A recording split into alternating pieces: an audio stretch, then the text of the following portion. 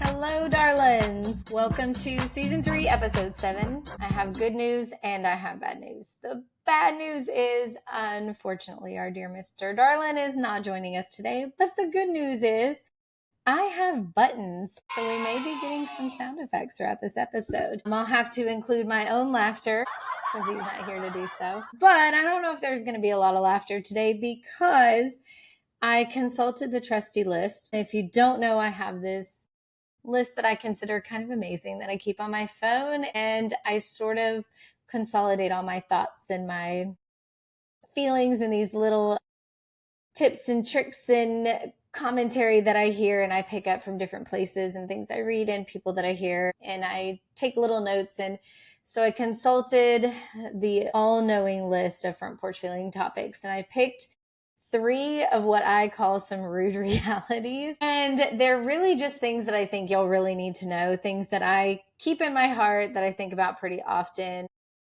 that even once I check them off the list of things we've talked about today, I am still going to keep them on there so I never forget about them, because they're things that I think we need to just constantly keep in the front of our minds. So with that said, today's episode is called 3 Rude Realities. Why are they rude? Because it's kind of like, oh, that's rude. Don't make me think about these things that are kind of hard. I don't want to think about this stuff. So let's start with number 1, and that is, what you're not changing, you're choosing. That's so rude. How dare you point out the fact that if I am not changing the things that make me unhappy, I am choosing the things that make me unhappy. You don't care for that very much. I don't know about y'all. Listen, here's the reality. We can't change everything in our lives. You know, there's the saying that, we can't change the past, but we can change everything moving forward. Obviously, we know that the future is in some ways in our own hands. Restrictions, things that hold us back, things that prevent us from doing everything we want in the world, obviously are out there. We are not made of infinite possibilities. We do have things that prevent us from doing everything. But the real, true, rude reality of it is, we have a lot of control over our own destiny. We have a lot of power over what we do, who we spend our time with, the choices that we make, and what the rest of our lives look like. So if you are in a relationship that you're not crazy about, if you're not happy and you're not changing it, you're choosing it, right? I say that through gritted teeth because that's really hard.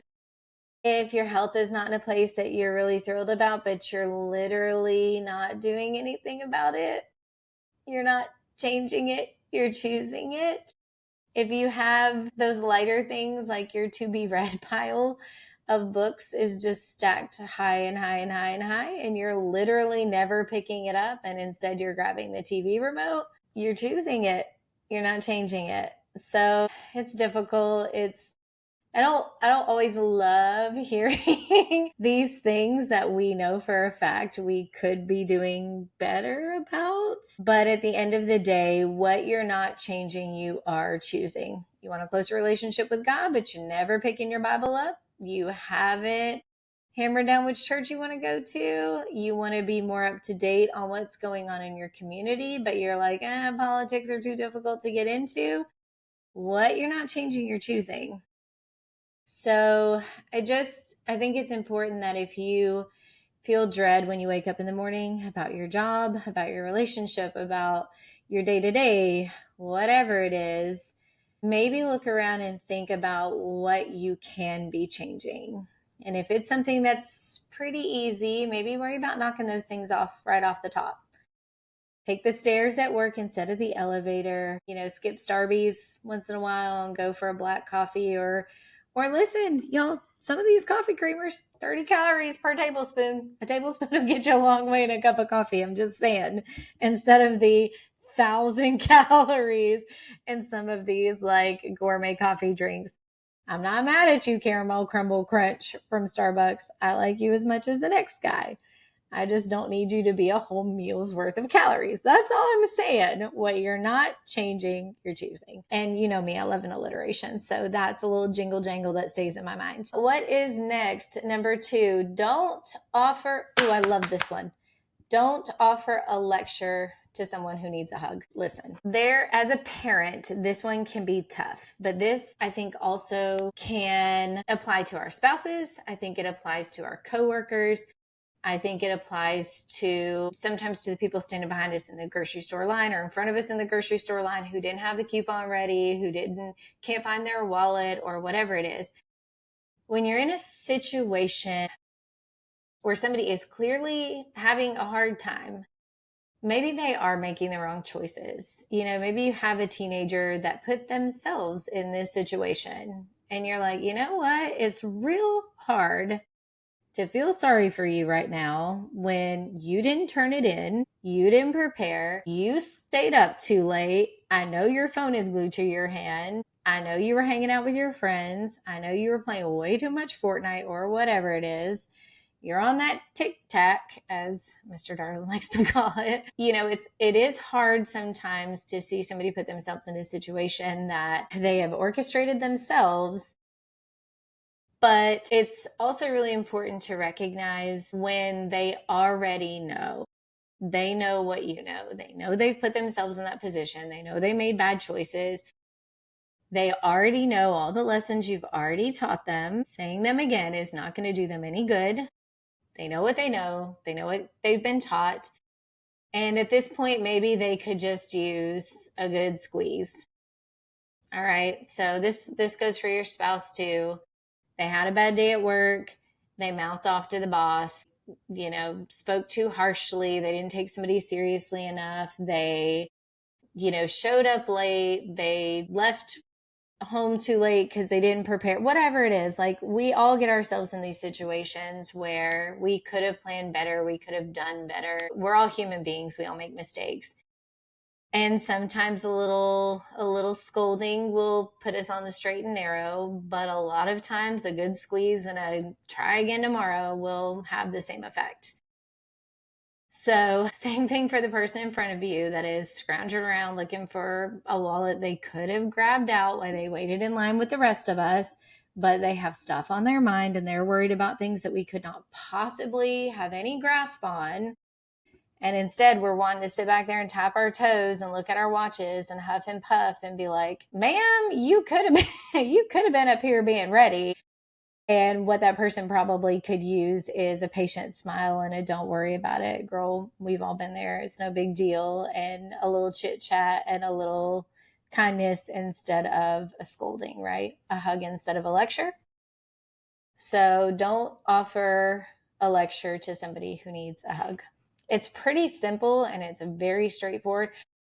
One thing I will say on this topic, as a parent, it's really, really difficult to determine when the right time is for which thing, because I feel that we get into these modes of parenting. And I say this as a parent of some 20-somethings. Heck, I'm still parenting like every single day. I was parenting 5 minutes before I got on this podcast, helping my oldest figure something out about a situation with the management of her apartment complex. So it is hard to understand when you should be hard parenting and when you should be letting them kind of do some stuff on their own. And you have to think, okay, if I'm not really hardcore right now, are they really going to get it?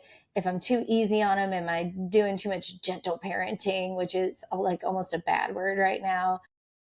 It's really, really difficult, but I'm going to just tell you that I think you should just trust your gut. What do I know? Probably about the same amount as you. Raised 2 kids, 1 boy, 1 girl, somewhat on my own, somewhat with a partner. We only know as much as we know, and everybody's experience is very different. But at the end of the day, I think that our guts are pretty good, and we know our kids, and we know when they need what they need, and we can only do our best. So if you feel like you've been doing a whole lot of lecturing, maybe it's time to try something different. If you feel like you've been hugging a whole lot and that's not really getting you very far, maybe get your pointer finger out and start shaking it in their direction. Just go with your gut. Do the best you can do. And number 3, in the rude realities today, I mentioned this in the live video a little bit ago when I was talking about something else, but a paragraph will not convince someone to treat you better. Have you been in a situation And I was talking with someone recently about relationship stuff and how there's so much relationship stuff out there. And I think when people think the word relationship, they think relationship with their partner, their spouse, or their girlfriend, or their boyfriend, or whatever. When I think relationship, though, I truly think parent-child, romantic, friendships, business partners. What, like, relationship to me really is a very blanket term. I have whoo, buddy, I have typed some paragraphs. I have typed some paragraphs to people I have worked with. I have typed some paragraphs to people that I have been friends with. I have typed some paragraphs to my children. Okay. And these have been paragraphs that have really laid it all out there about this behavior, this circumstance, this instance, this tone of voice, this, timeline, this whatever it is unacceptable. Let me tell you all the ways that this is not okay. Let me tell you all the ways that I have done my part, that I have pulled my weight, that I have given you no reason to behave this way, act this way, speak this way, disrespect me, whatever. I mean, there have been some real sob stories in there. There have been some real, I have given you everything kind of situations in there. And I can tell you 0 out of 100 times does it seem to really have any effect. Do I think it falls on deaf ears every single time? No, I don't. I think on a rare occasion, here's what I really think. I'm just going to be 100% honest. On rare occasion, the guilt will seep in for some of them. I don't think the words matter. I think the guilt matters. I think they'll read the words and they'll go, oh, Mama's feelings are hurt, or my girlfriend is upset. I'm going to have to hear about it for the next 2 weeks. My wife is going to stomp around. My boyfriend's going to whatever. Like, my business partner is going to make this really uncomfortable at work. I'm going to have to deal with this. And so they placate you. I do not believe that in any case these paragraphs are being written and somebody on the receiving end goes, oh gosh, you know what? I've just had a massive change of heart and I really just emotionally feel totally different than I did before I read these 2 gut-wrenching paragraphs about how I should be doing so much better. Like, I'm sorry, I just don't believe that that is a thing that happens. So that's where I stand on that. So I think, I compile these lists and these notes, and oftentimes they're literally just one statement, one line. Sometimes they're not even full sentences, and they're just things that they either kick me in the gut, or they pull my heartstrings, or they kind of plant a seed in my mind, and then it's something I think about for a long time, and I know it's something I want to share with y'all. And if it's something that every time I see it on my list, I think I got to share it, I've got to say this out loud, I really think this will stick with people, then it stays on the list, and eventually, it comes back around to the podcast. So here we are. When I'm by myself, it's considerably shorter. So y'all can thank Mr. Darwin's absence for this being a less than 20-minute podcast this time. Season 3, episode 7, 3 rude realities. And it's just because you're going to be like, wow, Miss Darlin, that was real rude, making me feel all kinds of ways about that. But number 1, what you're not changing, you are choosing. So sorry, but if you're really unhappy with certain aspects of your life and you are literally not doing anything different to change them, then you are literally choosing the unhappiness in your life. I pushed my awkward button because I didn't know if y'all would be mad at me about that. Also, please don't offer a lecture to somebody that actually needs a hug. And then a paragraph will not convince someone to treat you better. We're going to cheer, because that is the absolute honest truth. If you have ever typed out that whole paragraph and somebody did a 180 on you, please send that in a message to me. I want to hear everything that there is about it. If you have any other little rude realities that people need to hear, I would love to hear them from you. I always want to hear from you. You can leave comments in the comment section. You can also message me on Instagram, Facebook, or TikTok.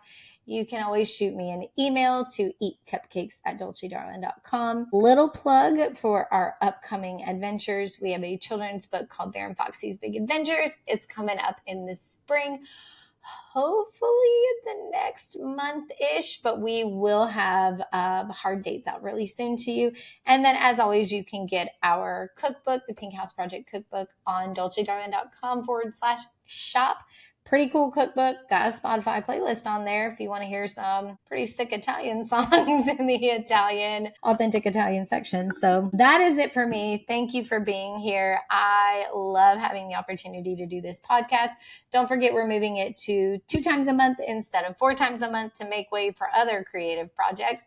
But thank you so much for being here, for listening, for participating. It means the absolute world to us. So until next time, please take care of yourselves and each other.